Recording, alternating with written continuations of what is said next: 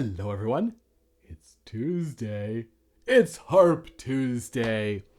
Of course, it's December 1st, 2015. And almost 5 years ago to the day, I uploaded my very first Harp Tuesday episode. So it's not just a Harp Tuesday, it's a happy birthday Harp Tuesday. And of course, I know it's been such a long time since I did an episode. Had a wonderful time in Europe, 2 months in Europe. Terrific, met some wonderful people.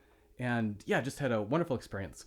And still, once I got back, I've just been so busy, and I was also sick for a while, and just kind of catching up on things. Still got some pictures to upload. I had a wonderful last weekend in Holland, which was terrific. Still got some pictures to upload for that, and videos as well. So keep an eye out on my blog. And in the meantime, I'm going to talk about a piece that I used.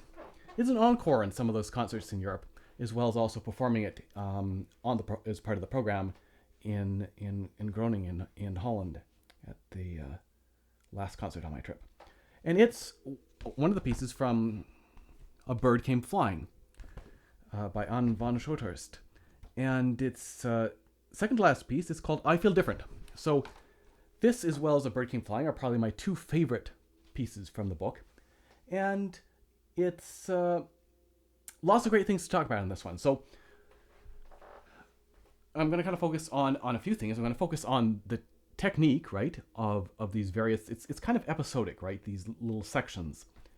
And so talk about the technique, which of course we need in order to express what we want to express. We need to have it fit and be comfortable under our hands. And also maybe a few ideas about the music, how you want to shape the music. And finally,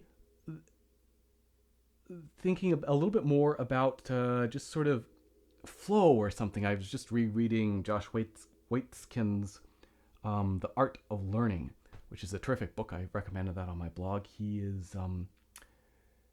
was the guy that Searching for Bobby Fischer was written about, and then they made a movie about that book. So he was a chess player from a very young age, and then a very good chess player, and then ended up taking up martial arts, Tai Chi and other martial arts, and becoming very good at them as well. And he felt he was just really good at learning things, not necessarily chess or martial arts, but just learning things. It's a very, very interesting and inspiring book. And of course, that idea of flow, right, of being able to play music or do martial arts or whatever, and have incorporated the physical motions enough that we can play without really thinking about the mechanics of what we're doing, right?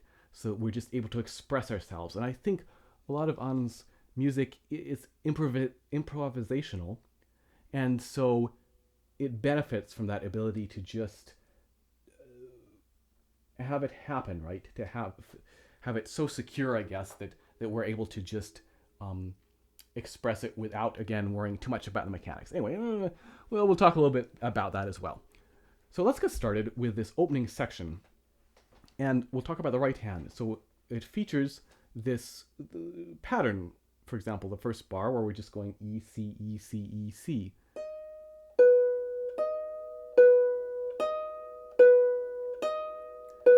And eventually that changes. We move down one to a B.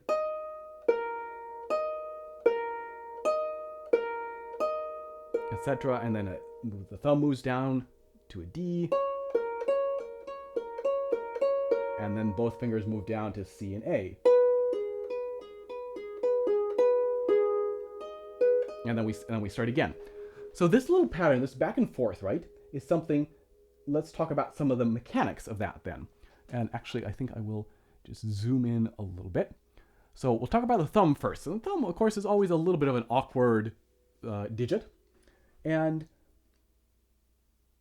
another thing that is talked about in that book, The Art of Learning, is that idea of, I guess we'll zoom back out a little bit again. Hello. That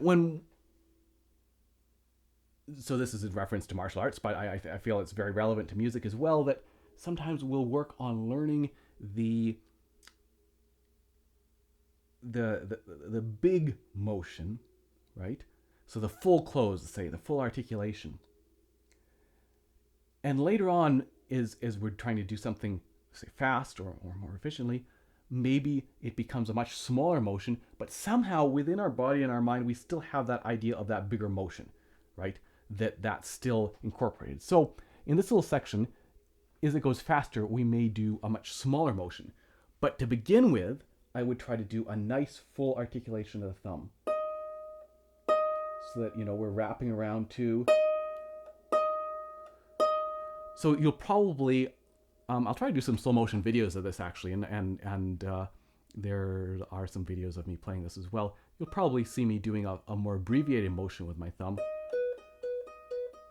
Yeah, something like that. But for now, working on that full close. And again, thinking about this point of contact, right? That we're pushing against that string and kind of focusing on the point of contact and how that feels as we play it. And also being aware that we're not pushing from down here, right? That even if it's a shorter motion, that somehow rather than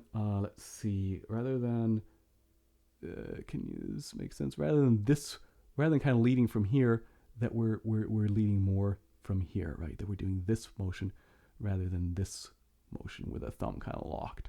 That we are moving more with the top part of the thumb, including with this full articulation, this idea of perhaps engaging that last knuckle. So the thumb, trying to get that to feel comfortable, to produce a good sound. And then two, there are two things to think about here. One is, of course, that full articulation, that full close.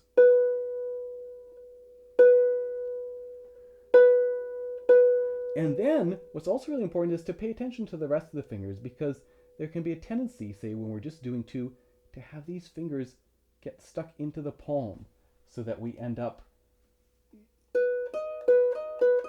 like this, and it can produce a lot of tension in the hand, right? Because we're having to hold them there. So it's that idea that the fingers are operating as a unit when it's just one of them is playing like this, right? That when possible, we're trying to open and close them as a unit to keep that hand nice and relaxed. So you can see they're hanging down here. It's not that we're trying to open them like this, which requires effort and would create tension, but we're also not keeping them jammed into the palm. So they're just, and again, like if we were to support our wrist here, how would the fingers naturally, if we just totally relax the hand, right? The fingers would hang down there slightly curved, right? They're not going to be straight, but they're certainly not going to be in here, right? If we were unconscious or something like that, our just this natural relaxed position. So that's kind of what we're aiming for with the rest of the fingers. And then a full close of the entire hand, except the thumb, right, into the palm. And then, very important, two goes back on, but the rest of the fingers also open up and relax.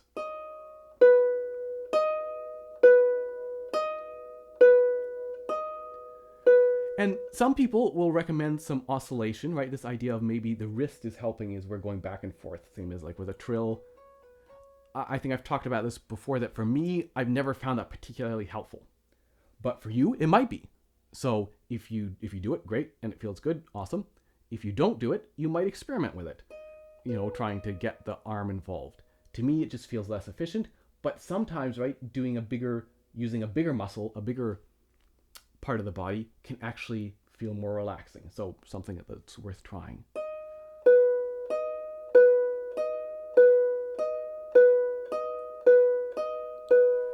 And of course, we'll just, again, an idea of breaking down a piece, right? Trying to focus on one thing. You can just focus on that first pattern, right? So we don't even have to look at the music. It's two notes. Really easy to memorize, just back and forth.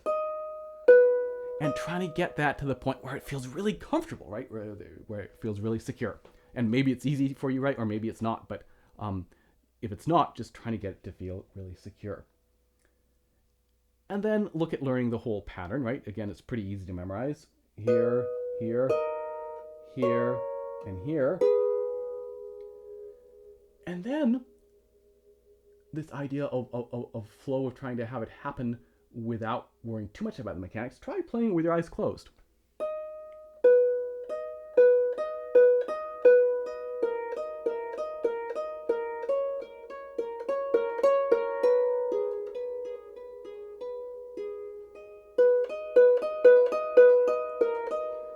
right? Because that forces us to focus on different things, and kind of it's an interesting experience. And then hopefully you can just kind of be hearing the music in your head as it's about to happen, and then having it happen the way you've heard it in your head. So definitely always interesting to try to play with your eyes closed every once in a while. Quite an interesting experiment. And I know, of course, there are blind harpists, and hats off to them. And of course, if you never look, right, it's forcing you to pay attention to different things, right, to different cues and a different awareness. Great. So then I think we'll go on and look at some of the technical aspects of the second section, and before we come back and talk about this first section a little bit more. So the second section, which starts at bar 9, it's restless, is the most difficult section of the piece, by far, right? Because this first section can be played quite slowly and be very effective. This restless section, to me, wants to go as fast as you can, right? I'm playing it as fast as I can. I would suggest that you try and play it as fast as you can. Of course, that's going to be different for different people, but it's very exciting as we push the speed. So it's this little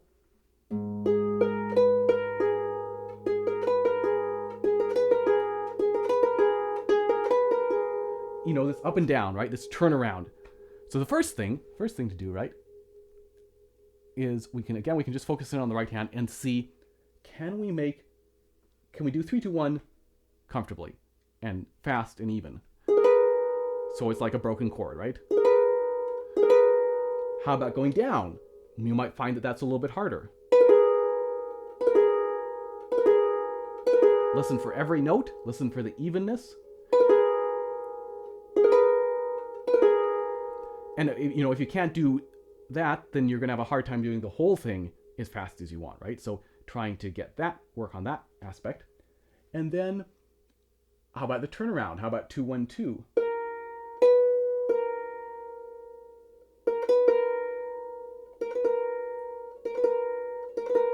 Right? So we play 2 and we have to open up and find it again. And then make sure you're opening up the whole hand, both 2 and 3 going on. And what I would do is practice it with a downbeat of the left hand, not the whole left hand pattern, but say that opening A.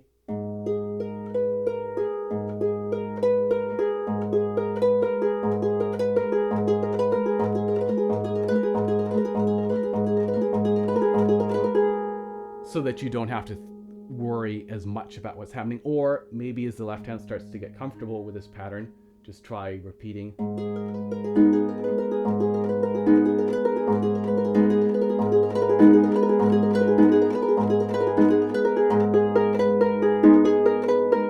Nice and loud, listen for evenness, and just, again, it's a really tough section. But the louder and faster and more evenly we can play it, the more effective it is. So, great.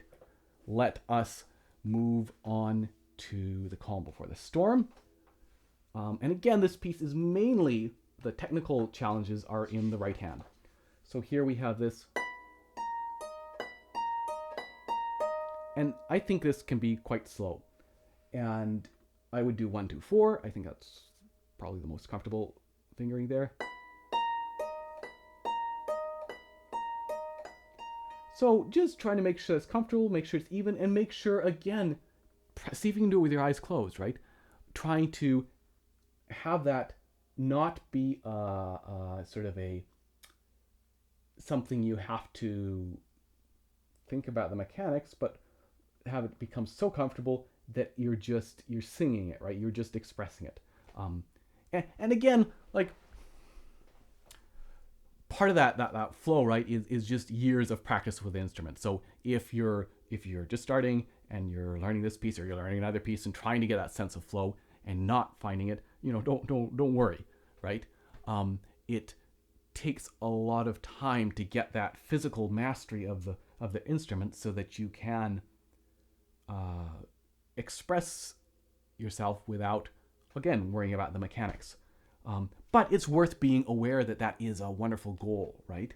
And again, playing around with maybe eyes closed or just some very simple passage, whatever it is for you, some simple pattern, trying to get to the point where it just feels so easy that it's effortless, right? And that you're able to hear it in your head and have it happen exactly the way you want it. If we flip the page on bar 21, we still got this. This is a continuation of this section. Here we've gone down a note with both 2 and 1. So we're still on E, but we're on A and B in the right hand with 2 and 1. Originally I was doing this 4-2-1, and I think that is, a fairly comfortable placement. But I found, because I like to actually move this along, and I'll talk about that in a moment, that actually 3-2-1 was feeling a little bit more secure for me. And, that's worth being aware of, right? That whether we're lucky enough to have a teacher, or maybe we're working on our own, but no matter where we are, we should always be thinking about being our own teacher as well, right? So being aware of that idea of being willing to experiment, right? Okay, I've been playing it this way, but wait a minute, I think I want to try that this other way. Oh, okay, that feels better. Or thinking, this section just doesn't quite feel comfortable. What can I do to make it feel better? So yeah, I would try both 4-2-1 and 3-2-1. See, depending on the size of your hand, see which feels most comfortable. And again, for me, I found 3-2-1, while physically the stretch was a little bit more awkward, I found I had a little bit more control and security as I moved the speed up on it. And then we get back to the opening section. So that's pretty much it in terms of technical challenges. So then let's just talk a little bit about the shape of the music. This opening section, right? I think it's quite free and improvisational. I loved what Anne said in the Skype interview that we did for that live stream concert, where she said she felt, bars shouldn't be prison bars, right? That for her, at least, her music, it's this is just this. She's put it down, right? But I think we shouldn't feel locked into exactly what she has written there. She was talking about, there's a section in old photos in her newest book where there's a lot of repetition, right? Of course, because minimalist music. And she was saying she feels it, right? It's not that she's counting exactly this many bars. You feel it. And that was great to hear, because that's the same, again, when I'm playing her music, that's the same thing for me. It's more of a sense of, okay, it's time to change the pattern, right? And so that improvisational feel, right? And so this opening section, there's that fermata, right? We're just starting. And that's always something to remember when you start a piece, right? We haven't heard anything yet. So as a listener, where suddenly sound is happening. So it's always worth starting a piece a hair slower, right? Just a little bit, just the opening, to make sure that it's really clear what's happening. If it's a fast piece, for example, if we're starting out with a bunch of fast notes in a row, just try to make that just super clear, right? Super understandable to the ear. And again, here it's just kind of like, okay, here's some sound, and then things are happening.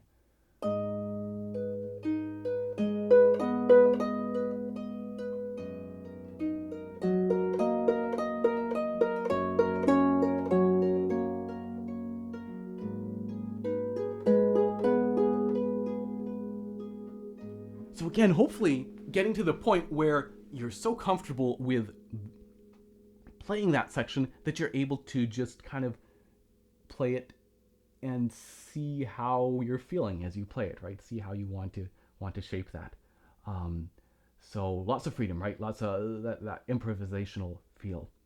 Restless section, I think it's pretty straightforward. We're just trying to get that as exciting as possible, definitely do that close to the soundboard. So we start loud, right?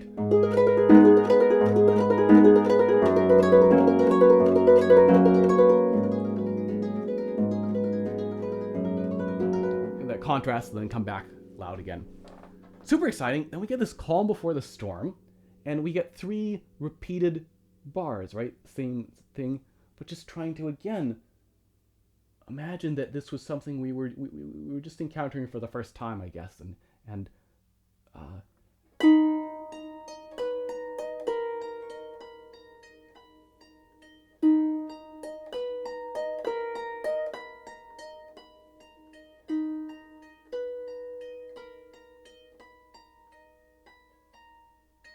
so definitely, I kind of like fading away a little bit to the end, and then to me, and she doesn't specifically have this. I didn't ask her. I don't know how she feels about it, but to me, at 21, that's the storm, right? So here I ignore the exact number of these little triplets that are happening. With the left hand, I'll do 2 and 3 rather than 1 and 2 on that B and the C to really emphasize that somewhat strident and harsh quality of the second right here. Right, that minor second, I guess. 3 to 1, yeah.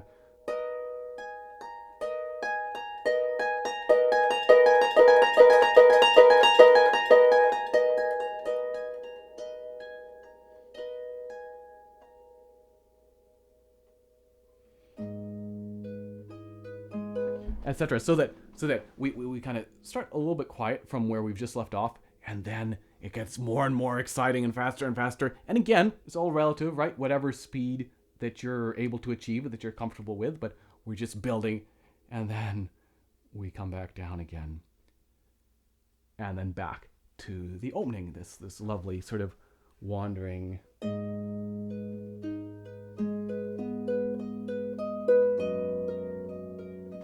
etc. So anyway, just a few thoughts then on this beautiful piece. This is I Feel Different from A Bird Came Flying, and let's see, I'll put a link up where you can find this online, where you can order this. And as well, I also just posted a video from a concert in Croatia where I use this as an encore, and I will sometime, hopefully this week, post a video from Holland where I played this, plus old photos. And of course, you can also see both of those on the live stream concert that I did, which is online as well. And so a couple links to all that as well. And that's it. So wonderful to be back. I'm going to be doing another live stream concert on December 19th. So look for more info on that. And I will see you in a couple weeks' time. Cheers.